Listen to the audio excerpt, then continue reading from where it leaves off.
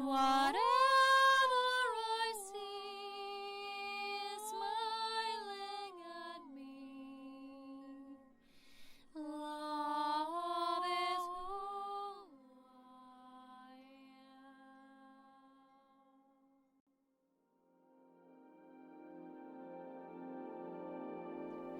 am. Hello there, beloved Ascension pioneers, and welcome to this very first Galactic update here with me. So I have a big important announcement. I had a beautiful full moon in Sagittarius hiking, and I awaited the full moon there in my car in the middle of nowhere. And I was looking at the stars and the moon rising up from the mountaintops, and I had this epiphany because I was reading one of the last chapters in one of the books from Dolores Cannon. I was just reading, and there was so much coming through, and I really always felt so called to talk about these things. But up until this point, I really focused so much on the Ascension updates and my self-mastery updates, so I wasn't really being in alignment of sharing more about that. So I think just before that, prior to that, I kind of stumbled upon some of the videos from A Brother of Light. I think their channel is called Unity Collective, and he spoke a lot about these things, just these morning updates, just censor-free, just filter-free, just direct hyper transmission of what was coming through. And for a while now, I was seeing myself just being present with what was coming through to share with all of you, because why I was so called to do this is because, we all kind of work on many levels of our being.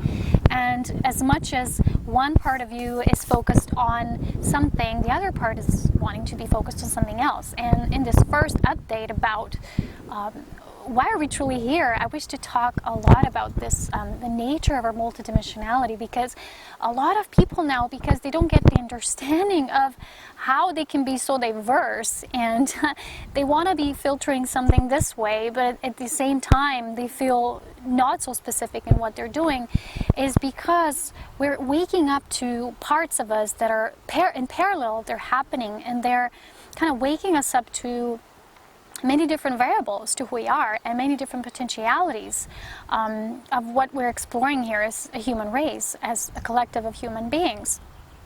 So the story for each and every one of us probably and most definitely began with our own personal awakening. And I have many people who often ask me, hey, can you share your story with us? And in the older videos, as I started with Ascension Pioneers, I think I spoke a lot about this, as for example, certain light activations I was going through, and just initiations I was having. And then I was more focused on just sharing the work. So I don't want to go too deep into that, but to be very specific, a lot of you who maybe are new or just you've been following from a certain time on, I didn't want to repeat myself and talk so much about who I am, because I said, okay, the messages are more important than the messenger itself. But when I listened to the Brother of Light speaking, he was just, he had to share his experience and why he is the way he is, so he's doing the things he's doing. And I thought, well, maybe there's an aspect of us that really wants to present its human experience of this, why we are now like this, because a lot of us were in training our whole life to come to a certain degree where we can hold a high vibration enough so we can get these messages from our parallel realities who are also working for the Ascension. As I share in my multidimensional Ascension course, this is not just this timeline, just Earth frame Ascension. This is a multidimensional Ascension that is happening on many levels. That's why so many beings from the outer regions of this cosmic space are not just concerned, but they're involved personally as well as a part of this project, because it is, in a way, it's a beautiful project of light. So there's a lot of efforts and a lot of light streams moving towards the expansion of Earth consciousness because of that. It's because Earth is seen almost like this tiny fragment, but this tiny fragment is so important for the whole. It's like, imagine that you're this tall being and you're walking on top of the mountain, and then you get a splinter in your foot, right? You can't walk because it hurts so much, and there's a splinter and it bugs you up until the point when you kind of get it out, and then you can continue to walk. So sometimes it's about the tiny things do affect life at large. And while a lot of the people on our Earth planet are still focused on only the mundane trivial things, which is consciousness below the heart, right, is the only survival of the fittest, or, you know, to procreate, to find a proper mate to procreate, to continue this madness, right? Without awareness, there is no sense. You know, if people have children, they don't even think about, before having them, how they will raise them. Will they be raised in nature environment? You know, what will they be able to offer them? Or how much wisdom they've gathered in life? Can they raise it? Not, you know, it's easy to have a kid, but how are you raising the child? Are you doing it consciously? Are you, you know, you're supporting the child, or are you just wanting someone to imprint your DNA onto and be a tiny version of a continuation of you, since they haven't yet developed here cloning, although it does exist. What I want to say is that as the mass of population is still dealing with the trivial things, there's only a few of us who are really doing the work, who know what's happening in the universe, because there's most of the people, they don't know what's happening in the universe, so they can't participate with what they don't know about. You know, if they would know, if they did know, I'm sure they would kind of be like, whoa, is that, you know? But the thing is that you cannot know what is too strong for you at this time, what is too much. It would overwhelm you, and that is why, like I say, most people are still dealing with the trivial things, while those of us who come here specifically as in hearing the call of the earth and its inhabitants to do the work, to plant the seeds for the new future possibilities at hand, although nothing is ever determined, and this is how it will be. And that is why when I read this last chapter in Dolores' book, which said, you know, the shift that's happening and us moving into a new dimension, and this was in 88.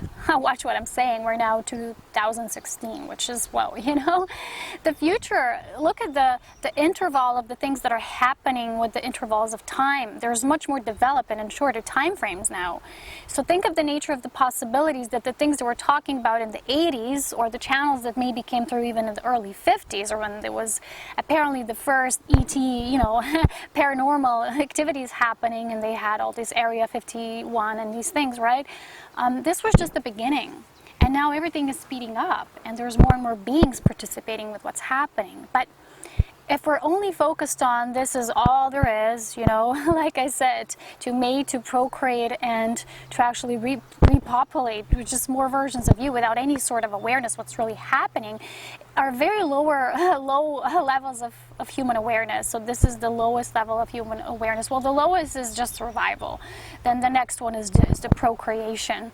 The third one will maybe be the intelligent human, but still the intelligent human which only sees the mind, technology. And then the upper we go, which is more heart-centered, is the human that is a compassionate human, the human oriented towards all life, you know, and preserving life forms. Because let's say you don't know what's happening, you don't value it. So we take even our human physical vessels for granted. We think our human form is just to be taken for granted, right?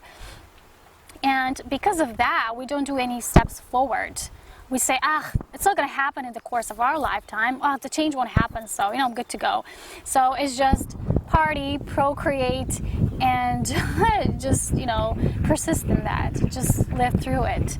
And it's just more fun, more party, work, and then, you know, a little more procreation. And it's like a vicious cycle that's ongoing. The consciousness never expands because there's a repetition there, right?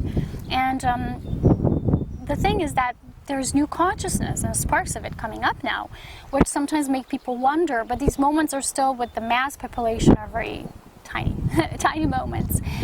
Spectacle is when people say, maybe this isn't all that's real. Okay, you know, back to work, or back to procreating, or whatever they're doing. When you wake up to your galactic nature, you see things as happening on a galactic and greater levels, because you know the shift we're going through is not just for Earth, it's a galactic shift. And you feel responsible for it as a galactic citizen, not just as an Earth citizen.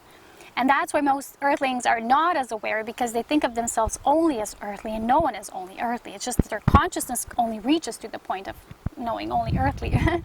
So we take things for granted, even our physical bodies. You know, at the end of that chapter, which I read about yesterday, was, you know, we can lose human form, like human bodies. You know, consciousness won't get lost. We never die, but the form can be lost. So that's the reason why so many beings are here assisting that, because I've shared this before, that DNA is the most precious thing in the life of creation. It's a tool that developed all this life, the variety of it, and the expansion of source, and all the beautiful beauties of life that can flow through it. And when you start to be awake and aware of that, that's when you really have your awakening. Not when you start to awaken that maybe political systems are wrong, or all this. This is just basic matrix, slow, easy awakening. But there's so many levels of awakening that the soul has to pierce through, so you can truly own yourself, not just on Earth citizenship level, beyond the matrix, but the galactic citizen level. And because we sometimes take things for granted, we think we don't have to do anything to keep our vibration high enough, because it's not going to happen in the course of our lifetime. Where people say, well, these things are happening. Well, and we're just seeing the negative aspects of things, and we're feeling powerless to change anything, because let's just face it, they won, or we say they, us versus them. They're spraying us with these chemtrails, and they're putting stuff in our food, they're poisoning us, all of these things.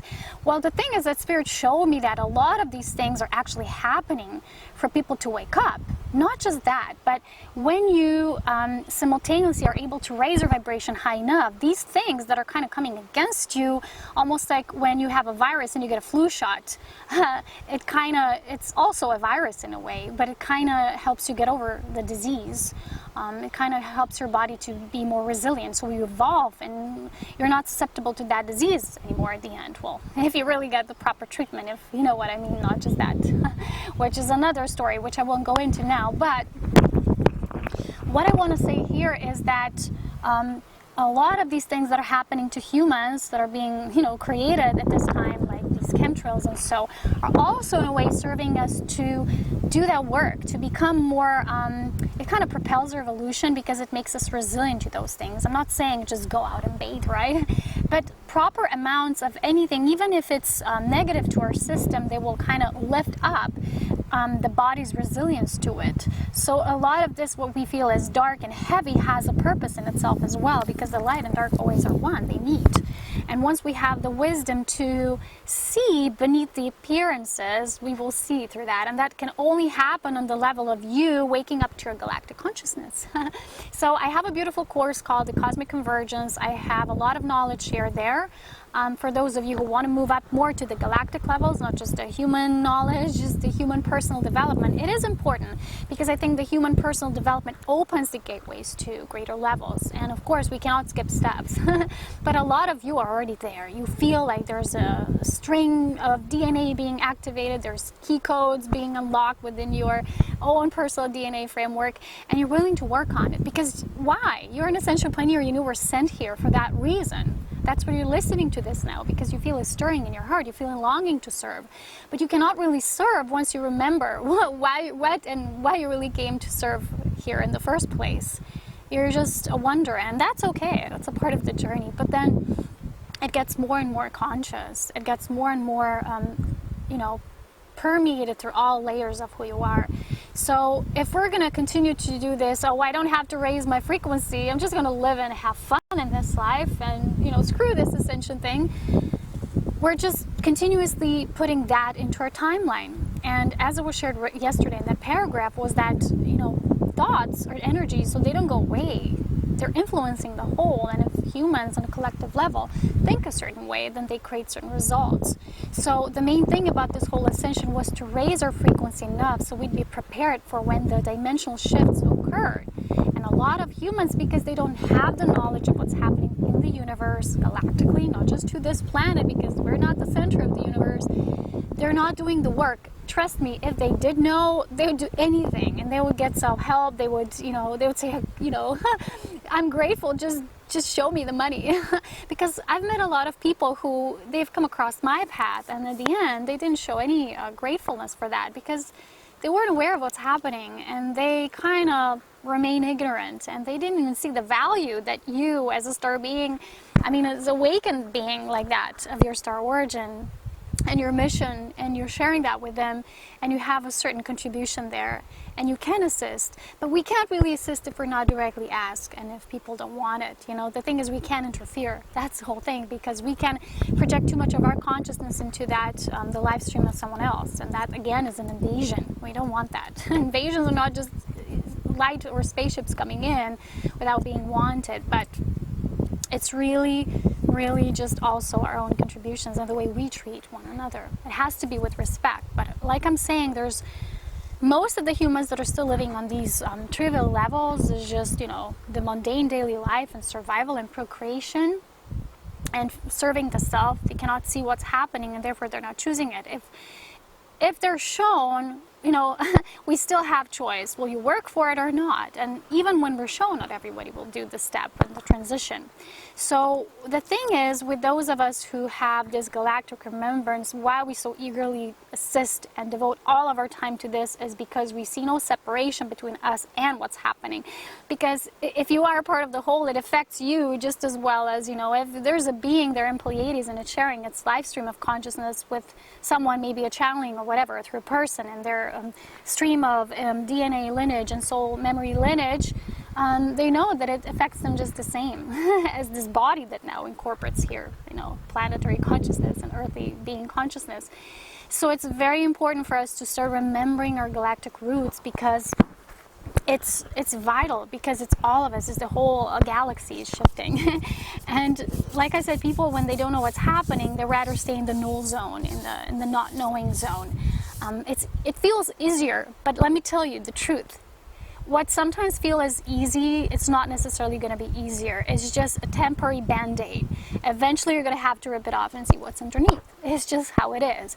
And those people who have been doing this as a steady process are now emerging, really, you know, breaking through the matrix, cracking through these codes, assimilating more of their galactic lineage and heritage and memory through their DNA encodings and new upgrades that are coming in through each stellar transmission and each alignment, as in opposition to those who maybe will wake up fast and be like, whoa, you know.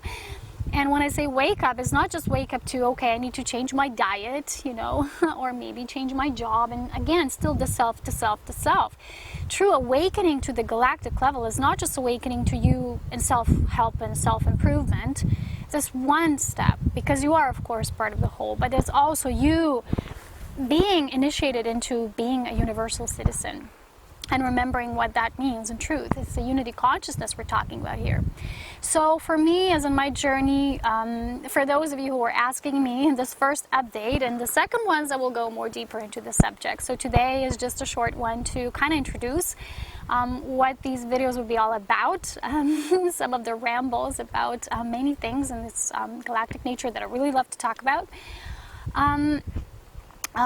For me, yeah, many people asked me about, you know, how was it for me and when I woke up and what I had to go through. And I don't want to go into the whole thing, but because we each have our own way, how our soul wakes us up. But those of us who were the first wave, and we really had to go first, and that means it wasn't easy. And imagine those who were parents, for example. They had to stay asleep until we woke up, because, you know, when I woke up, I woke my mom up, and she was waking up with me, even though she was there as a harbinger for, you know, for her to nurture and protect me as a being, that I had this mission.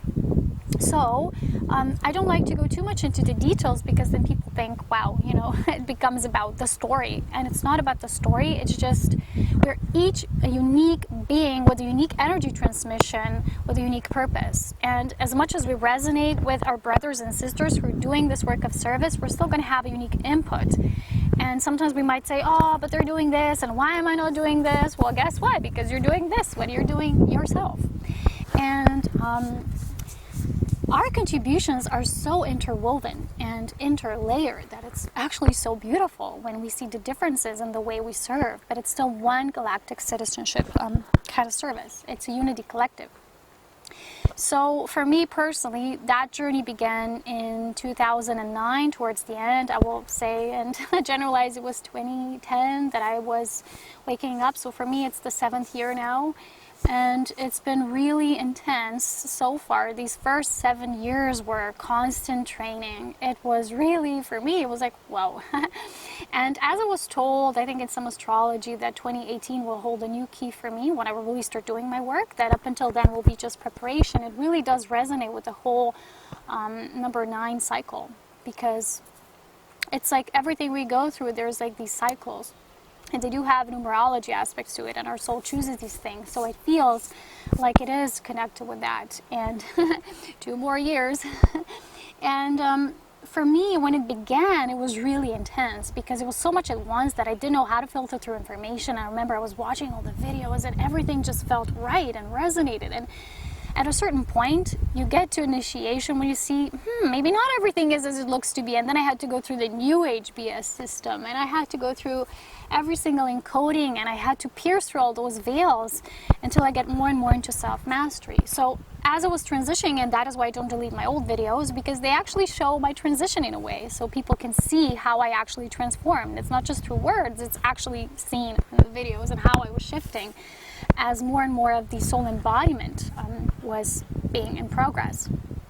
So where I am now is I shifted from so many of these light activations and seeing these beings and having almost like what I call my radar eyes. When I blink my eyes like this in the dark, I see these almost like what's the color, indigo color, like little circles, and all these different phenomena. And I was asking others, hey, do you have this? Do you feel like this? Do you see when you do like this? And we're like, no. They're like, well, what does this mean? I'm scared. And I had to go through these things, and then I finally realized I don't have to understand them, because the understanding comes about my nature, and my codes come when I'm ready and when the collective is ready for me to share. So when you will start embracing this galactic journey for yourself, waking up to this knowledge that you hold on the level of being your own cosmic library, which we all are, you will see it more and more natural, and you will work with your higher self and many different multidimensional aspects of you through that one higher self. That's how they're all connected with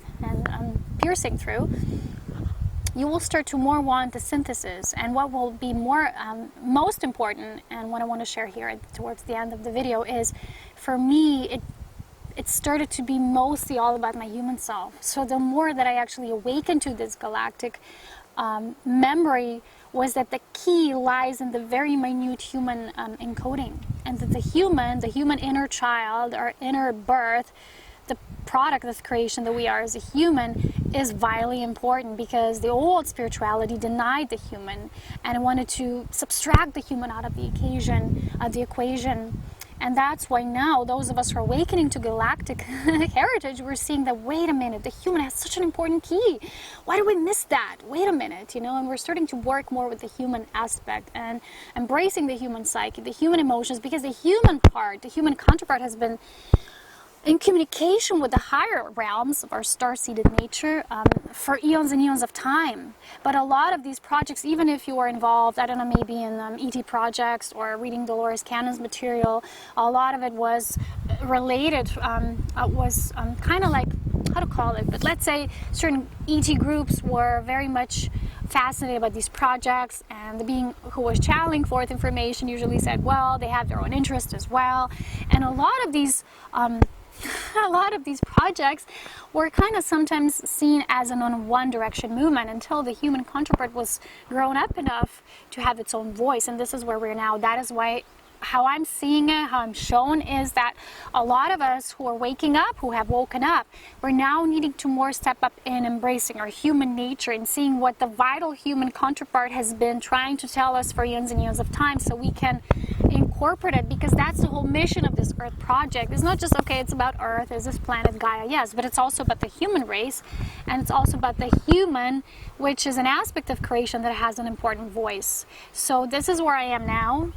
Through many of my different activations, when, for example, I had my third eye opening, every night that I had these special dreams, I woke up, first I saw this kaleidoscope, I went into something, and I was zooming into something, or sometimes I traveled through wormholes and all these things. And then after a while, these beings and these light beings or light ships or whatever you call them, and these other aspects of me, they started to more felt like withdrawn from me. And I was asking, why is this happening? I felt, did they abandon me all of a sudden? What's happened? And I felt weird for a while, because as these occurrences happened, I was like, oh, just get away, I'm scared. I didn't understand it at first. And then as they kind of withdrew, I wanted them back. I'm like, no, come back. I'm not special anymore. This is how it felt at the beginning. But what I was shown is that I need to work mostly with my human aspect now and my human counterpart, and that's why relationships are now so important. And this is where a lot of us are now, because our human has received enough encoding, enough imprinting of our stellar origin, that the work can now be done just for our human counterpart. Like even how we speak with people, how we communicate. We don't have to spend hours of meditation anymore. We don't have to activate our galactivations. This was all kind of already seated. Now the second stage we're entering is going to be more like the human, the intelligent life body stream force, because those of us who have awakened the human into its galactic nature is going to be like an organic robot in a way. I know the words are not perfect, but imagine like an intelligent biological structure that speaks in a proper way, emits energy in a proper way, feeds in a proper way, everything just being the radiant codes of the new Homo luminous. So that's what Spirit showed me is important for this next step. And because we're already connected to these greater stellar levels, we're always going to be aligned and intact with where we need to be. And if there is a worry occurring, like in my case, was like, wait a minute, why these beings and these experiences not there anymore? Did I do something wrong? Am I now not connected? These worries and these assumptions are going to be automatically mapped out, because you're going to be shown through that direct alignment with your higher self that it's not the case, that you've just shifted into another cycle of your experiences. This is how we work with consciousness. It permeates more and more and more into the streams of what it before maybe couldn't pierce through. So those of us who move deeply into the human nature and embracing it, we're doing the work on a different level now, and it might feel scary because we're not used to it. I had to embrace certain human things that I before never wanted to embrace. I'm like, I'm never going to do that. It's almost like parts of us that rejected it because of the whole nature of still rejecting the human experience, that spirituality, which is illuminate the human factor, and you're going to be enlightened. Now we're doing it through the human factor. We're embracing once more an enlightenment on a holistic level. No more the human will be seen as less than, or you know, less applicable and less knowledgeable. It is, because it was created, it exists for a reason, and because of that reason it has not just uniqueness, but it has equality. You know, it is divinely equal to all other counterparts, stellar counterparts. And people who are star-seeded are saying, I'm Lyra and Pleiadian. All these are just aspects of us, and you cannot become a universal guide if you don't also, it was clearly shown this recently, if you cannot also embrace the human counterpart. And then is when you become the true ultimate universal guide. Okay, so much for today. I will continue. I will put this almost like, what's it called? You know, when you have a TV show and it ends just before it gets really interesting. Oh, cliffhanger. I'm gonna leave this video with the cliffhanger, and I'll talk to you next time with my next galactic update, which I hope they will be fun. I don't want to make them all too serious. I'm very goofy too, but I don't really show that in most of my videos, because up until this point they were for some reason needing to be serious about certain matters as well. But I also want to present it as a playful thing for us to think deeper and to expand in a broader way. So thank you for staying tuned in. As always, I love your feedback, your support, and I love you all so very much. I'll talk to you very soon. Bye-bye.